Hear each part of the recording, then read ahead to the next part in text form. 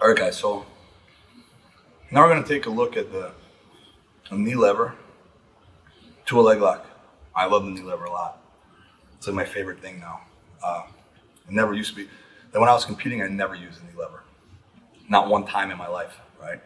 Now I use it all the time. It's like probably the thing in the rare occasion that I train, that I use the most.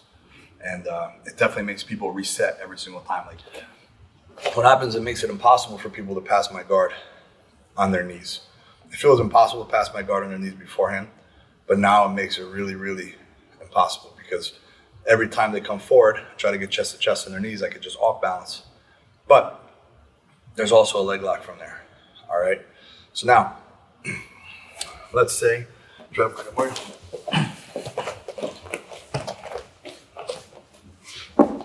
the good thing about this with the knee lever is when your partner comes forward and they start flattening you out. Okay, like let's say they get the underhook. What I want to make sure I don't do is let this happen. I don't want this, because if this happens, I can't get it.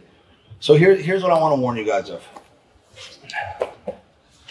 Don't give up both underhooks. Don't give up the near side underhook. Don't let your partner get their knee underneath your armpit. Get your knee underneath. I literally have no offense now for my half guard. Even if I have the underhook, I have no offense right now. I mean, I could come to a knee and kind of knee wrestle over, but like this really sucks for me. Okay, so always keep that very close to you.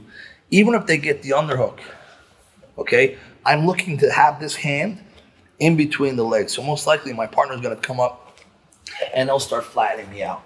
Okay, now, what I wanna think about doing, foot over foot, pull my other foot as close as I could to my partner's LCL, get my hips underneath. Now, the great thing about this is my hand's in here.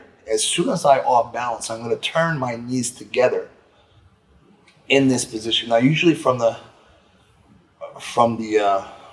knee lever, I have this arm out. This arm is out, but I have my arm trapped right here. So when I turn, look, they're giving me exactly what I need.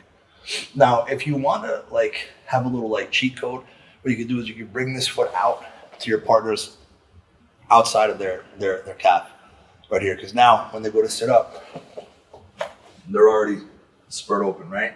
They can't really do much. From here, I can pull this foot back in if I want, bring this foot back over.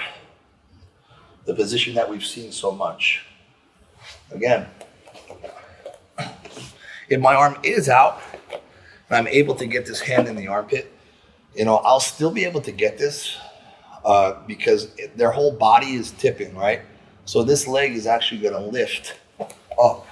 So as it does, it'll be my opportunity to come underneath. And if I can come lower, do so.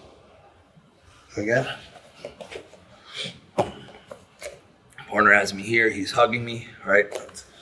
You know, he has me very, very close. Look, if you can get this arm in here, instead of coming to the armpit, come right here. You're going to be able to do it often. Guys, it's going to be easy. Look, foot over foot. The main reason you're losing the knee lever, you guys are not keeping your knees together. You're coming like this way, right? Your knees have to stay together, but I also can't get the knee lever if my hips are out. So we're always taught to have our hips out. If your hips are out, you can't get the knee lever. This is one of the rare case scenarios where you have to be flat on your back. All right, your back must be flat and you must be underneath your partner. When you turn those knees down, you get that leg immediately.